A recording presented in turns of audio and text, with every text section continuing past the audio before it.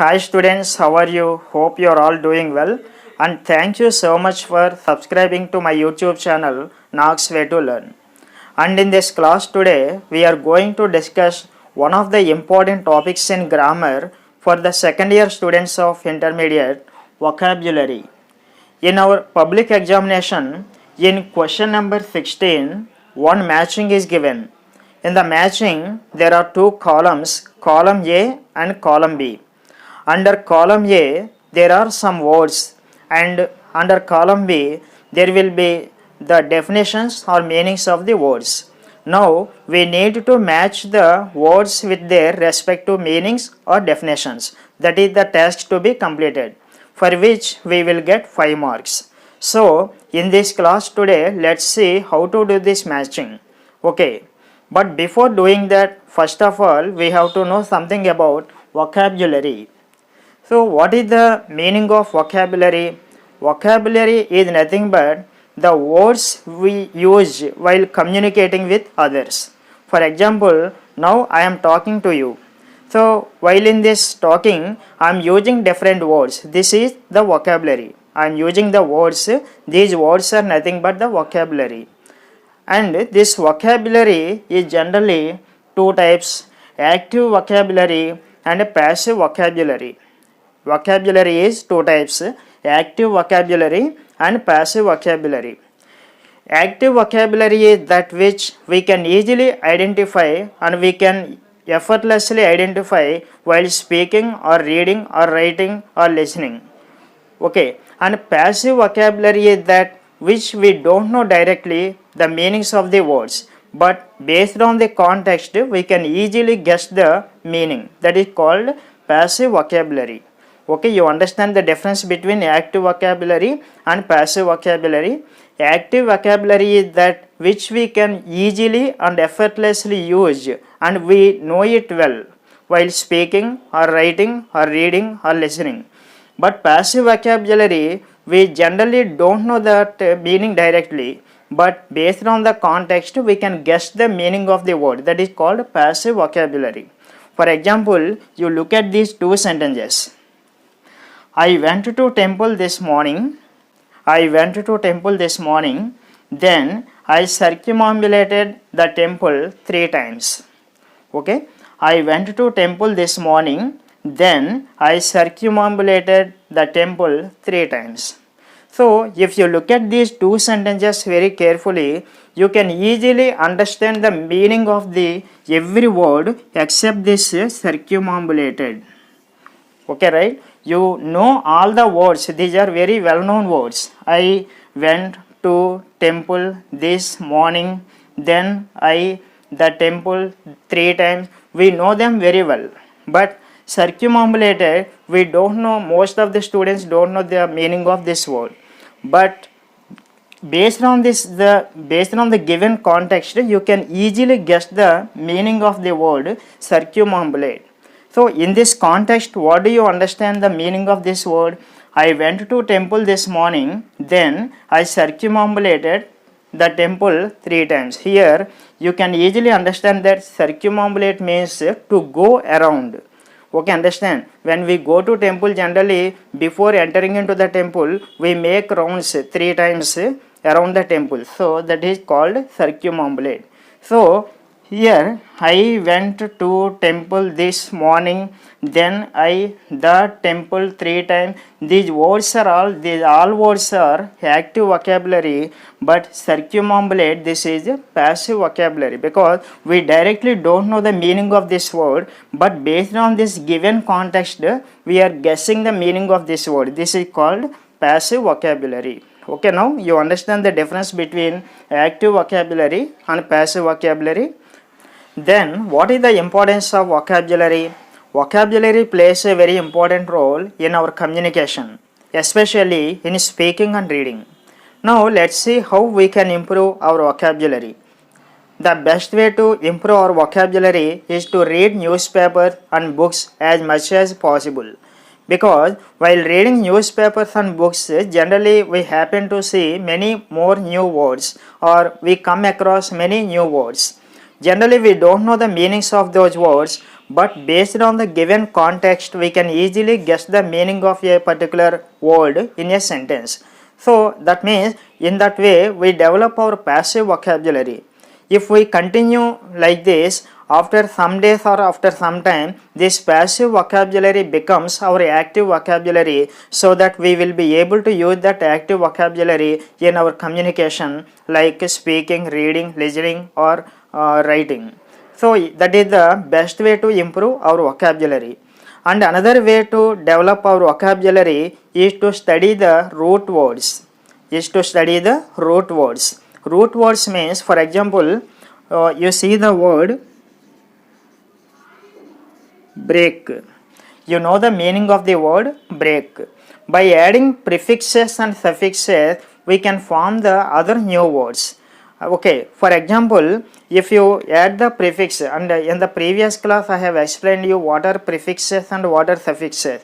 A prefix is a letter or some letters or a word which is added before a word.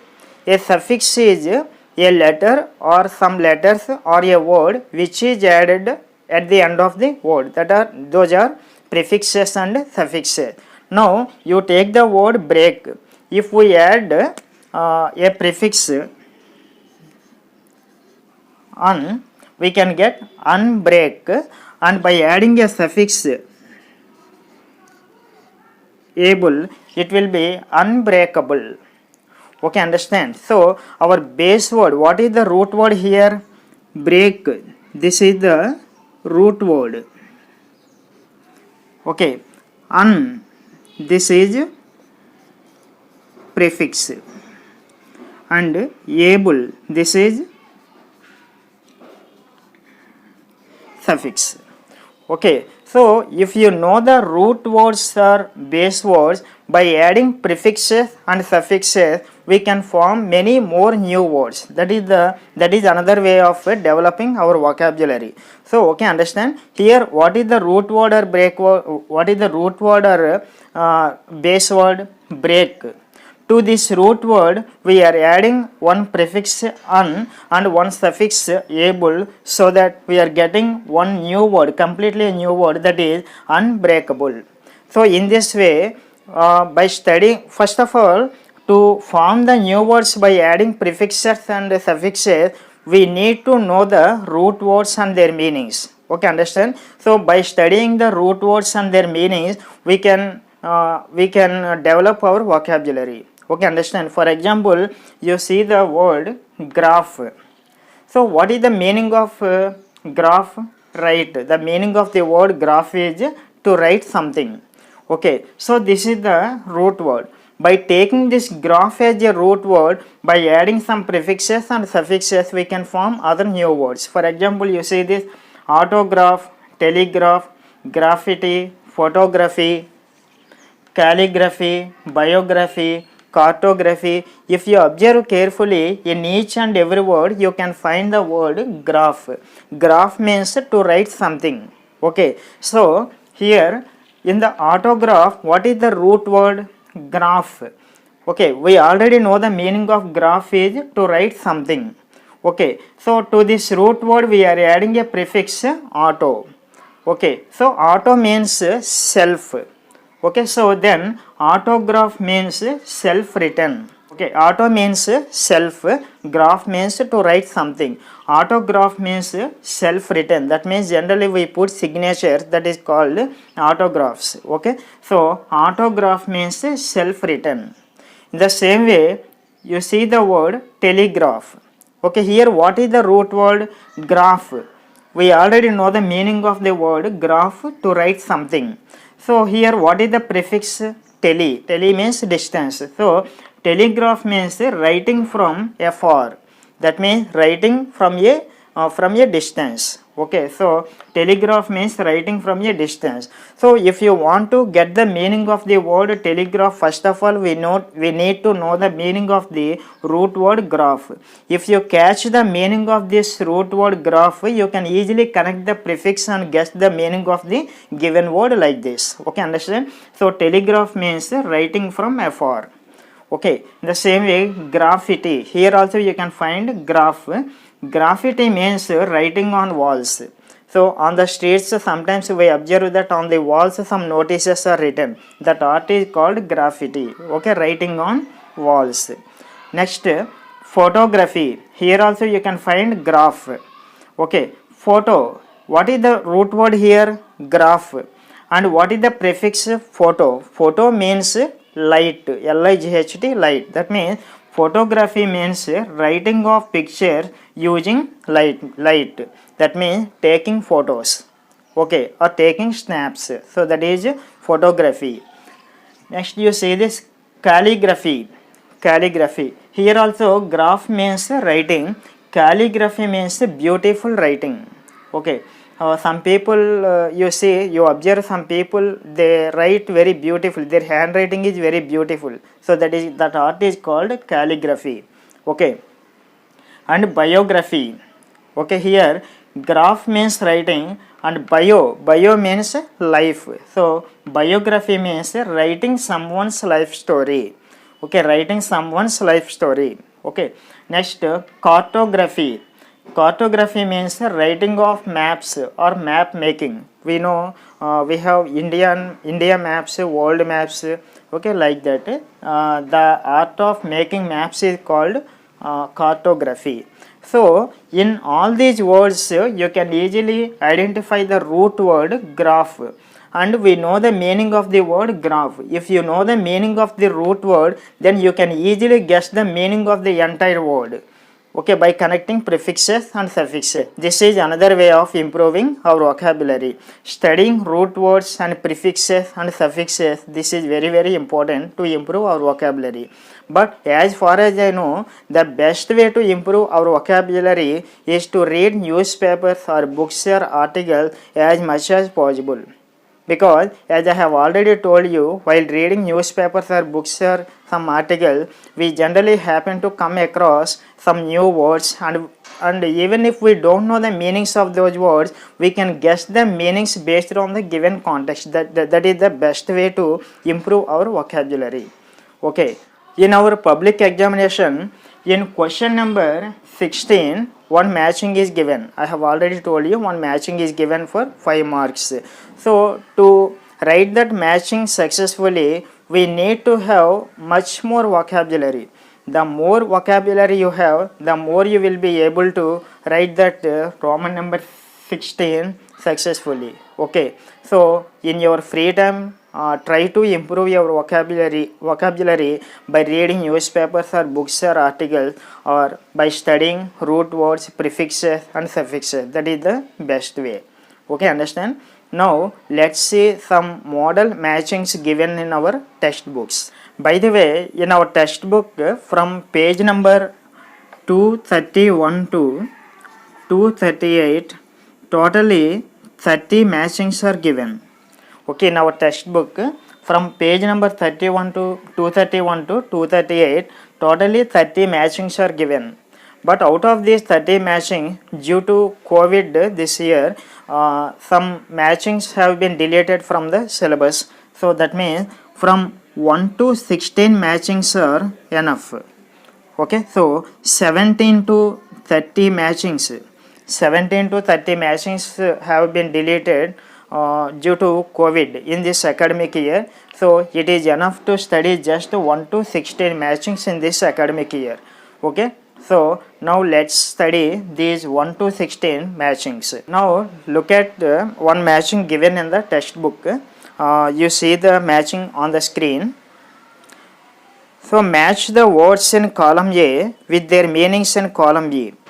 So there are two columns. Under column A there are some words, and under column B there are some meanings or definitions. Now we need to match the column A with column B. So what are the words given in column A? Number 1, temporal, collaborate, interrupt, monarch, prejudice. Okay, temporal, collaborate, interrupt, monarch, prejudice. And under column B, the definitions or meanings are: A, work together; B, one roller; C, to judge before; D, off time; E, burst between or among; which results in disturbing or stopping the work. F. Talk by a single person, usually to oneself. G. Beautifully expressive talking. So, if you observe carefully, under column A there are just 5 words, but under column B there are 7 definitions or meanings. That means 2 definitions or meanings are excessive. Okay, we have to select only 5 definitions or meanings which are suitable for the given 5 words. Okay, understand? So now let's see temporal. Okay, so generally if you observe this word temporal, tempo means time. Okay, tempo means time. We have to observe the root words or base words and their meanings. Okay, understand? So tempo means time. So in column B, you have to look for any definition or meaning which includes time. Okay, so if you do like that, you can see D, option D, of time is given. That means temporal means of time. Okay, so the answer for the first one is option D. Okay, next number 2, collaborate. So collaborate means to associate with others. That means to mix with others. So here collaborate in option A, work together. Work together. Collaborate means to work together. Okay, so the answer for the second word is option A, work together. Next number 3, interrupt. Interrupt means to create some disturbance. That is the meaning of the word interrupt, to create some disturbance. So in column B, you just look for any definition which has the disturbance. So if you do like that, you can see option E, burst between or among, which results in disturbing or stopping the work. So interrupt means burst between or among, which results in disturbing or stopping the work. So for the third word interrupt, the answer is option E. Okay, and monarch. Monarch is a person who has all the power in his hands. He is called monarch. Okay, for example, Adolf Hitler is a monarch. Okay, so we can look for that meaning in column B. Okay, you see the option B, one ruler. One ruler. So monarch means one ruler. So the answer for the word monarch is option B, one ruler. Next, prejudice. Prejudice means to come to an opinion before knowing the details about some particular person. Okay, understand? To come to an opinion on a particular person or some particular situation without knowing the complete details, that is called prejudice. So in that sense, if we look the options, we can understand that option C will be the right answer, to judge before. Okay, so prejudice, to judge before. So the answer for the fifth word prejudice is option C, to judge before. Okay, understand? So in this way, by observing the root words or base words, we can guess the meaning of the unknown words also. Okay, so in this way, in our public examination, one matching is given for which we will get 5 marks. Now let's see another matching. So in this matching there are 2 columns, column A and column B, and you can observe that under column A some words are given and under column B some meanings or definitions are given. Now let's see it. First let's see the words in column A. Monorail, spectacular, conjecture, amorphous, egoist. Monorail, spectacular, conjecture, amorphous, egoist. Okay, under column B, what are the definition?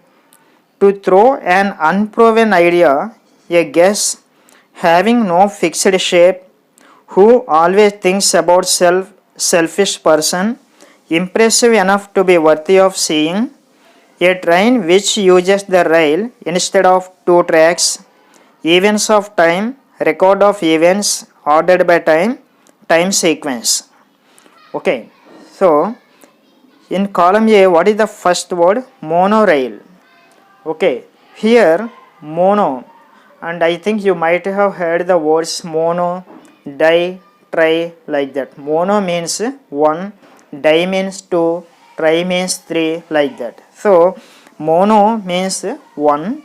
Rail means track. When we go to the railway station, we see the rails, that means tracks. So monorail means a single track. Okay, you understand? Single track. You have to look for that definition or meaning in column B. So if you see, okay, you see the option E, a train which uses one rail instead of two tracks.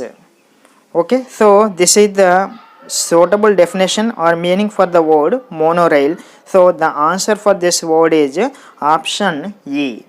Okay, understand? Next, number 2, spectacular. Second one is spectacular. So if you divide the given word spectacular, you see specs. What is the meaning of specs? Specs means to see something. Spec means seeing something. So spectacular means you see the option. Okay, you see the option D. Impressive enough to be worthy of seeing. Seeing means you already know the meaning of seeing. So impressive enough to be worthy of seeing. Okay, if you look at some beautiful picture, we can say that this is spectacular view. So spectacular means impressive enough to be worthy of seeing. So the answer is option D for the second word, spectacular. Third one, conjecture. Conjecture means to propose an idea or opinion without any practical or theoretical proof. Okay, conjecture means to propose an idea or opinion without any theoretical or practical proof. So in that meaning, what can be the definition conjecture? Okay, you see the option A, to throw an unproven idea a guess. That means to guess something without having any proof. So that is called conjecture. So the answer for the third word conjecture is option A, to throw an unproven idea or a guess. Okay, amorphous. Next word is amorphous. Amorphous means not to have a fixed shape. For example, you take water. Water doesn't have any fixed shape. Okay, so water is amorphous. You take the air. Air also doesn't have any particular shape. So air is amorphous. So in that sense, what can be the definition or the meaning? Okay, you look at the option B, having no fixed shape. Having no fixed shape. Therefore, the answer for the fourth word amorphous is having no fixed shape. And finally, egoist. You already know the meaning of ego. Ego means self. Ego means self. Egoist, that means egoist is a person who is self-centered. Okay, in that sense, what can be the meaning or definition? Okay, you look at the option C, who always thinks about self or selfish person.